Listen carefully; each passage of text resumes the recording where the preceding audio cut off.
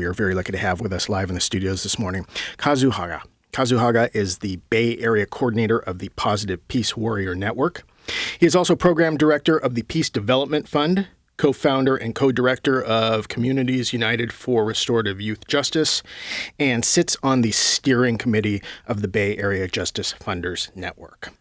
So start out, tell us about your organization, the Positive Peace Warrior Network. Sure. So the Positive Peace Warrior Network is an effort to give people around the country the capacity to educate people around a philosophy and a training curriculum called Kingian Nonviolence, specifically aimed at young people and those who work with young people.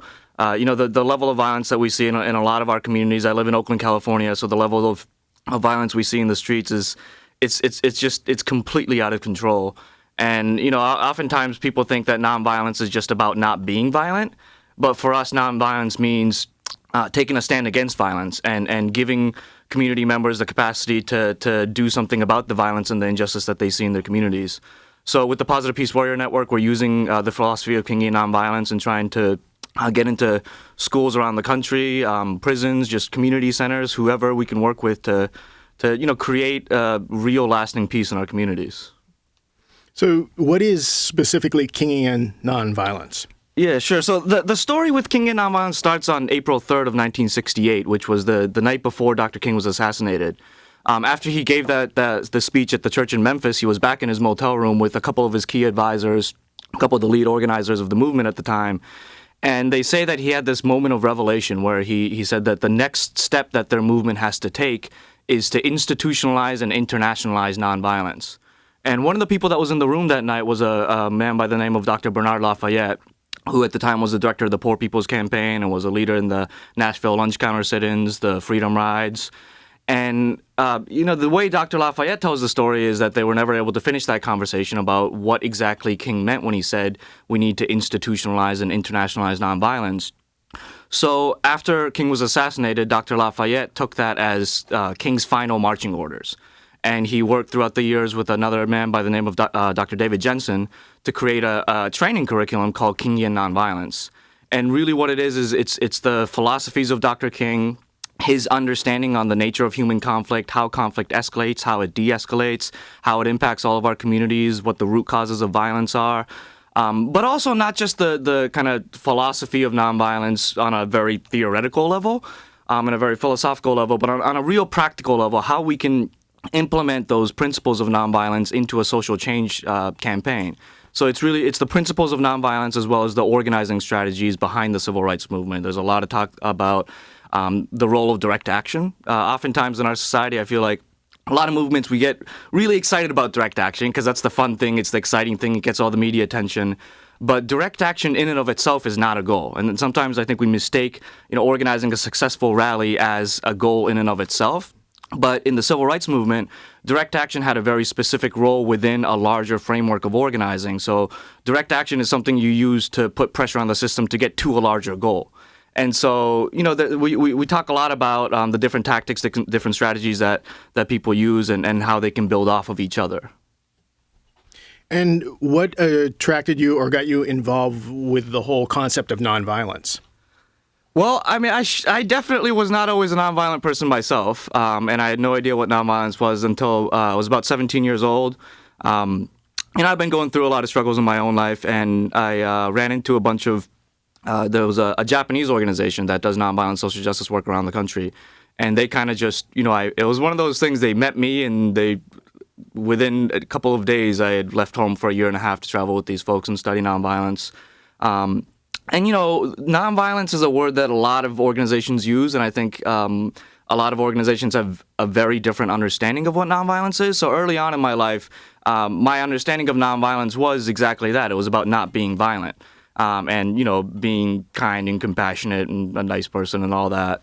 And it was really only through my involvement in Kingian nonviolence that I understood nonviolence to be something that's a lot more than this passive being kind type of thing, but it's about being assertive, and it's about being aggressive with what we believe and with the changes that we want to see in our society. Aggressive seems like a interesting word to use with nonviolence. Yeah, but I think it's an important word because, again, I think a lot of people, that when they hear the term nonviolence and they think it's about not resisting, and they think it's a very weak thing and it's a very passive thing. And, you know, if you look at the tactics that was used in the civil rights movement, they were very aggressive tactics. You know, it's funny because with the whole Occupy movement is kind of on the national radar the way it is, the Poor People's Campaign was a campaign that Dr. King was working on when he was killed. And as part of the Poor People campaign, King was calling on poor people from all over the country of all races to come to D.C. and create an encampment called Resurrection City. And he was talking about Resurrection City being the hub from where they organized and literally shut down the city of Washington, D.C. So King and nonviolence is not afraid of conflict. Nonviolent is not afraid of confrontation.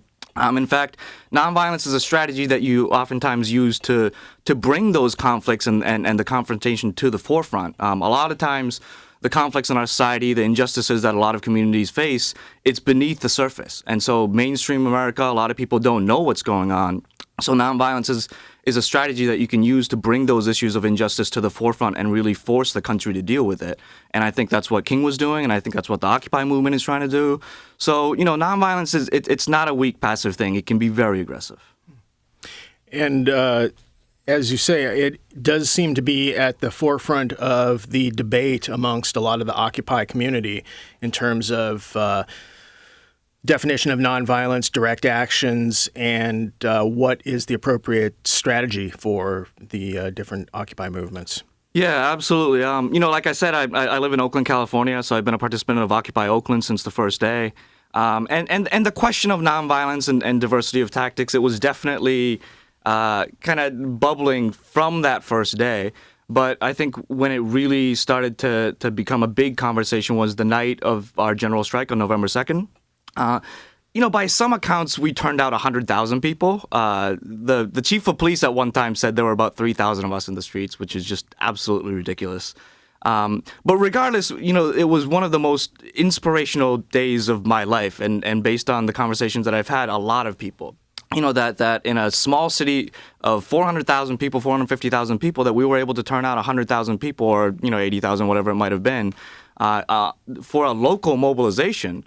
It was just crazy. It was really incredible.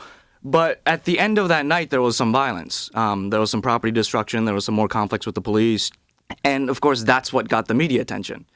And so since then, the debates really kicked off, and it kind of culminated this past, I guess 2 Saturdays ago, when about 1,000 or 1,500 or so members of Occupy Oakland tried to occupy an empty building to use as a community center and to provide some services for members of our community. And again, there was a lot of violence. There was some property destruction, a lot of conflicts with the police.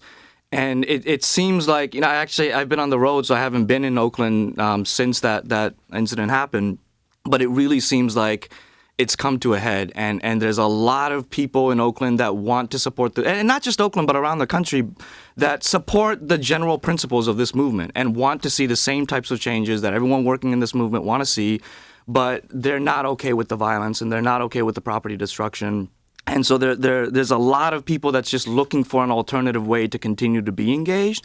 And so I think whether you support nonviolence or whether you support diversity of tactics, I think we need to understand that there's massive amounts of people who want to continue to be engaged and who want to make the movement stronger. And I think we just need to find those agreements and find out where we have things in common with people who support diversity of tactics, with people who support nonviolence, with people who support electoral politics. All of those different tactics, we need to find what we have in common and then try to build from there to continue to strengthen the movement. So help me further understand your concept of nonviolence versus violence. So we're talking about, let's just say with property destruction. Okay. So is just all property destruction across the board considered violent? Well, I mean, so this is just my own perspective. I think like the plowshares movement, when activists broke into military complexes and tried to disassemble weapons and things like that, I would support that. Other activists say, you know, if you want to occupy a foreclosed home, then you might have to break a window to get in. I'm cool with that. I think the issue is, in Kingian nonviolence, we define violence as something that causes physical or emotional harm. Oftentimes we think of violence only as this physical form of aggression, but there's a whole lot more suicides every year in this country than there are homicides. So that really shows the impact of emotional violence. And I think in the case of property destruction, like I remember during the general strike, there was a business that had actually closed in solidarity with the general strike, and they had a big sign on their window that says "Closed in solidarity with the general strike," and they had their window smashed. And to me, if I was that business owner, like that would hurt, that would cause some harm. So I believe that's harmful.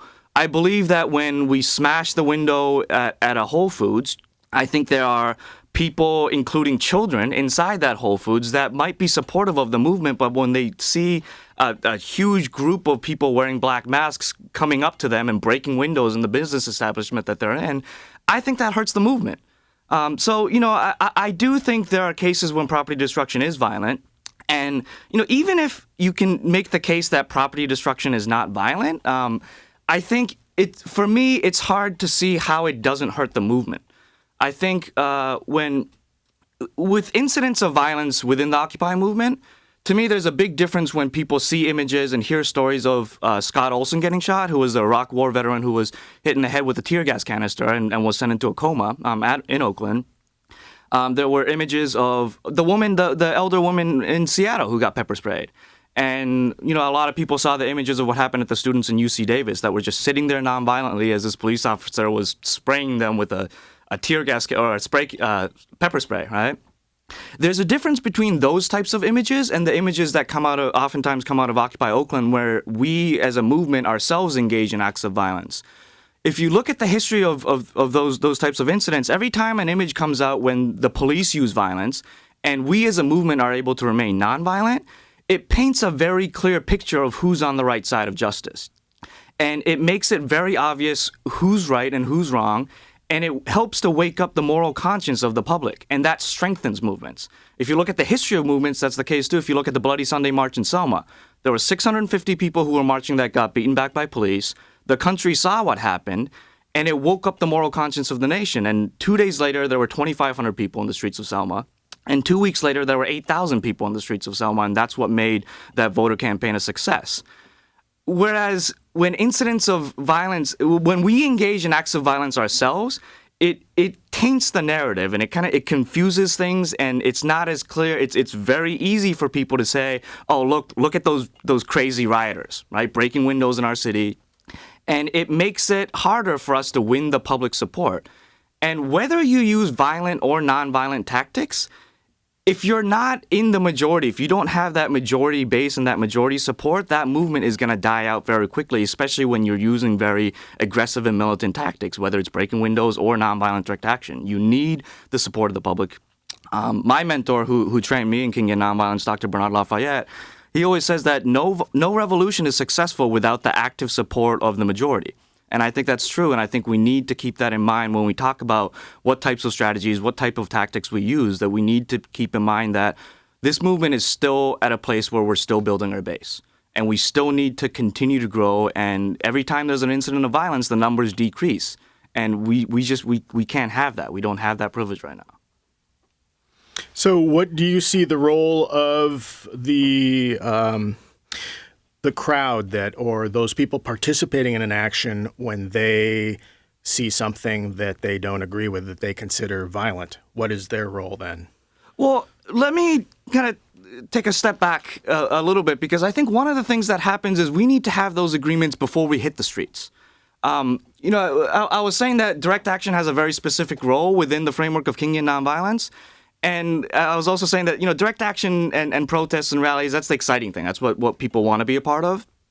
And so we oftentimes have a tendency to jump straight into direct action without coming to an understanding of what our strategies are, what our principles are, what our goals are, how specifically that direct action is going to get us closer to that goal. And so I would really urge the movement as a whole to come to some common understandings and some common agreements of how we're going to behave when we're out in the streets. And one of the most important reasons why we need those agreements is because, like I said, this movement, we claim the 99%. And if we're going to claim the 99%, we have to take that very seriously. And so when we're engaged in acts of property destruction and things that make it much more likely to bring about a police response and mass arrests and whatever it may be, if we use those tactics, it makes the movement less accessible to people with kids, people with health challenges, formerly incarcerated people, the undocumented community. And so if we're claiming the 99%, we have to use tactics and strategies that allow for the participation of the 99%. And specifically, because the 99% is a very big umbrella, and we need to be proactive about making sure that the people who are at the bottom of the 99%, who are most directly impacted by these economic policies, have a leadership role and really are at the face of the movement. And I feel like, every time we break a window, it makes the movement less accessible to those communities. So in Oakland, are you involved with trainings prior to? Yeah. It's funny because, I've been trying to push Kingian nonviolence in the city of Oakland for many years now. And it's been great work, and there's been great support. And at the same time, every time we've had a training, I've really had to do a lot of one-on-one outreach to get people there. And we do, a few trainings a year. Right now, we have 3 trainings, 3 weekends in a row in Oakland scheduled for February. They're all booked up. We have 2 more in April, and those are all booked up. And so this is the first time we're actually having trouble keeping up with the demand for this training. So I think one of the things that we need to recognize is that every time there's violence, it creates a huge opportunity for nonviolent activists too, because I think every time there's violence in the streets as a result of the Occupy protest, the reality is it does turn people off. Right or wrong, that's the reality. And I think there's an opening for people that are committed to nonviolence, that understand that nonviolent tactics can bring about radical change, to really educate people about what we're talking about. Because we're not, when we talk about nonviolence, we're not trying to shut the movement. We're not trying to co-opt the movement, all these things that people say. We agree with the folks who are advocating for diversity of tactics, that we need radical change and that we need to use very aggressive tactics, because this is beyond playing nice and trying to just talk nicely to people. We need to do something that some people may consider to be radical or extreme, to just shake up the country and to get people to realize that something's wrong here. Let's time out. Let's talk about what's going on and really start advocating for the radical changes that we need in our society. So, the trainings in Oakland, hopefully, I think once we have a mass of people who really understand what it means to be nonviolent, I think the opportunity that this movement presents us with to make radical changes, I think that's still available to us. But I think we need to move on it quick, because, one of my favorite quotes by a guy named Marcus Raskin said that the opportunity for revolutionary change happens in the blink of an eye. And if you miss that moment, it's gone. And in my experience working on many different movements and campaigns, I think that's absolutely true. And what this Occupy movement is it's that moment. It's one of those opportunities. And if we're not ready to take advantage of it, then it's going to be gone. And so I think we really need to start talking about long-term strategy. We need to start training people. That's the other thing. Dr. Lafayette tells me that when he was involved in the Nashville lunch counter sit-ins, those students trained for a full year before they engaged in direct action. And in this movement and many other movements, we have this tendency to think that we can just send people out into the streets using tactics that, again, nonviolent or otherwise, has a high likelihood to bring about a police response. And we're not training our people. And we're not talking about how are we going to respond to that. And I think it's dangerous and it's irresponsible. And I think we need to train our people to be doing this work. It's not easy work. Clearly, you can't train everybody, because you're going to have actions where a lot of people who are coming to them for the first time. So how do you deal with that? Well, I think the most important thing is I think for the leadership to be involved and to be trained and to understand where we're trying to drive the movement, right? But I think also there's different the whole conversation between nonviolence and diversity of tactics. To me, the framing is off, because there's such a wealth of diversity within nonviolent tactics. And so I think within that diversity, there are tactics that we can use that has a very high likelihood of a police response. And I think in those instances, it's really important that maybe not everyone, but at least the majority of people are trained. And I think we can organize for that, and I think we can strategize around that. Then again, we might have something like the general strike that we did in Oakland, where we're trying to turn out as many people as possible. And in those instances, it's usually just rallies and marches and things like that. And the likelihood of a police response isn't as great. So I think as organizers, all the different working groups that are organizing the events, they need to, they think long and hard about what tactics are we using, what's the likely response from the police, how are we going to respond to that, who are the best, most strategic people to send out to these rallies. Again, violent or nonviolent, movements have frontline soldiers, and they also have people who play a vast variety of roles. So I think, not everyone needs to be trained. Not everyone needs to be willing to hit the streets and confront the police. But I think the people who are on those front lines really do need to be trained. So you mentioned dialogue amongst those in the movement. What about dialogue beyond those that are in this movement? Yeah, I think, again, if we're claiming the 99%, we need to be authentic about that. And the local city officials, local school boards, local police members, they are part of the 99%, whether we like it or not.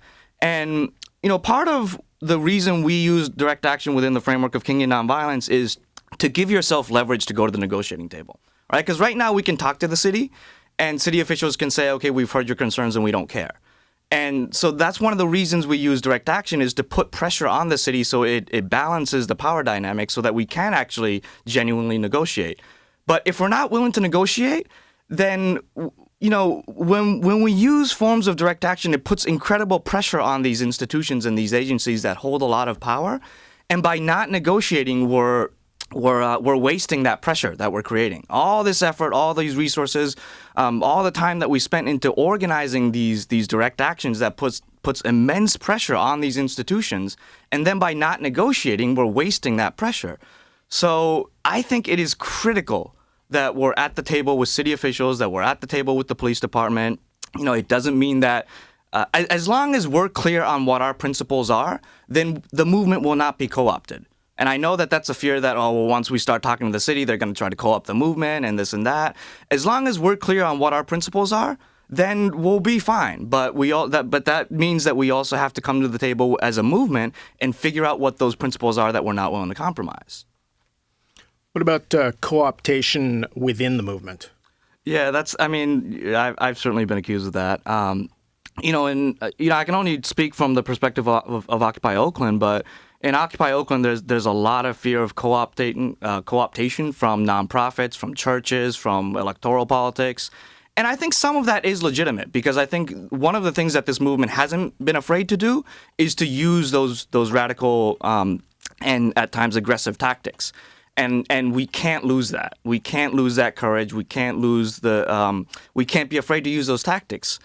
And some of the mainstream organizations may not be willing to go there. So I think there's legitimacy in that concern. And at the same time, again, we're talking about the 99%. So if we're saying we don't want to work with nonprofits, we don't want to work with churches, we don't want to work with the national leadership of labor unions, we don't want to work with city officials, who are we willing to work with? Building movements is not about identifying where we differ with each sector of the community and finding reasons not to work with them.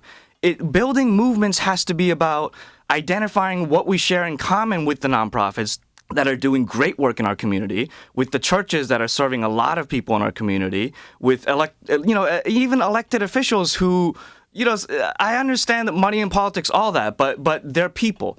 And if we are willing to engage with them, there's an opportunity to open some doors. And to me, organizing is about, looking at everyone as a potential ally and how can we work together.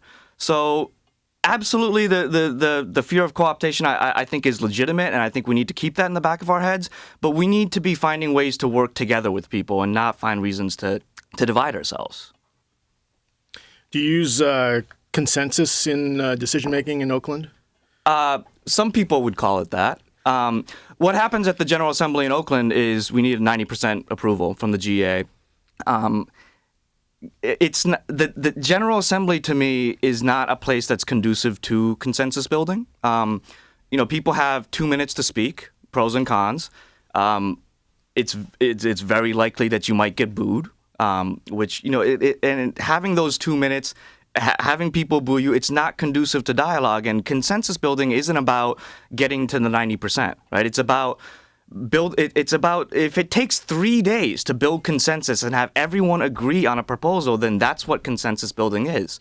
So again, if we're talking about using consensus, let's use consensus, and let's commit to, if we're talking about coming to an agreement about nonviolence, and that agreement might take 5 days of dialogue, then that's what we need to commit to. And if we're not going to use consensus, if we're going to use some sort of modified consensus or elections or something like that, then that's fine. Let's just be transparent and genuine about the strategies and the tactics that we're using. Do you see value in having dialogue with the 1%? There's an organization called Resource Generation. It's an organization made up entirely of people with wealth who are involved in progressive movements, involved in philanthropy, and are actually out there in the streets. And I've seen members of Resource Generation carrying around signs that kind of tell their life story, and at the bottom they always end with, "I was born into the 1%, and I stand with the 99%. And the 99% framing it's brilliant because it brings so many communities together. And at the same time, that doesn't allow for the reality that there's a lot of people in the 1% that support this movement, and the fact that there's a lot of people in the 99% that want this movement to go away. So to me, I've been saying this is not an issue between the 99% and the 1%, as much as it's an issue between the 100% of humanity and the injustices that we see in our communities. Dr. King described the issue of segregation as not as something between black people and white people, but between justice and injustice. And I really think that's the framework that we need to be working with. When we say the 99%, when we say the 1% is our enemy, it really turns away a lot of potential allies. And again, that's hurtful for the movement. We need those allies. And we also need to be able to hold the people in the 99% that's not supporting this movement. We need to hold those people accountable. Right? There's a lot of people in the 99% who are racist, classist, that benefit from capitalism, that benefit from the suffering of others. And we need to be able to hold those people accountable. And if we say, well, we're the 99% and our enemy is the 1%, the world is not that black and white. It's a very nuanced world. There's a lot of gray areas, and we need to be able to recognize and work within those gray areas. We're talking with Kazu Haga. He is program coordinator of the Peace Development Fund and Bay Area coordinator of the Positive Peace Warrior Network. And you are in town to do some trainings, as you we're doing a mini workshop today, I believe from 12 noon at the Office of the American Friends Service Committee. Mm-hmm. And that's just going to be a 3-hour piece that I'm doing with a couple colleagues that live in the Seattle area. And then tomorrow there'll be another event. And I'm blanking on where it was. At 1 o'clock at Blodell Hall at St. Mark's Cathedral. There you go. Which everyone should be, who's a regular listener, should be familiar with. So, and both of those events are really meant to give people just a taste of what Kingian nonviolence is, because in March we're actually going to be coming back and doing a full 2-day introductory training. Mm-hmm. So, just trying to drum up some excitement about that. Our 2-day trainings are, I always say nonviolence, again, people think nonviolence is such a simple thing that it's about turning the other cheek. Our 2-day trainings are 16 very intense hours with homework, and the level 1 certification in our program it's 2 weeks, and it's 2 weeks of like 12-hour days. And so, for folks that think they understand that nonviolence is just about being nice and just about not being violent, there's a whole lot more to that. So, if anyone's curious, I really encourage you to either attend the 2-day trainings or attend some of the events going on over the next couple of days, just I'm just some guy. I'm just some random dude. I'm not anyone special. But I have had the honor of working with people like Dr. Lafayette, and, maybe there's something that I can offer to this community that might help your movement here. So, I encourage everyone to come along. All right. Just about a minute left. So, sum up, if you can, in a minute, the where we are here in history and how important you see the Occupy movement. I'm 31 years old, so I'm not that old, but I've been involved in a lot of movements. This is the biggest moment that we've had in my lifetime. And I think if we can come together around common principles and have common understandings of strategy and tactics and goals, then we're facing an opportunity in a moment in history that we can create some radical changes. And so I think everyone needs to be involved, and I think we all need to find our unity. All right. Do you have a website you recommend for the PositivePeaceWarriorNetwork.com. I know it's a long URL. We'll get something shorter soon. So with that, we are unfortunately out of time. I want to thank you very much for coming and spending time with us this morning. Thank you for having me.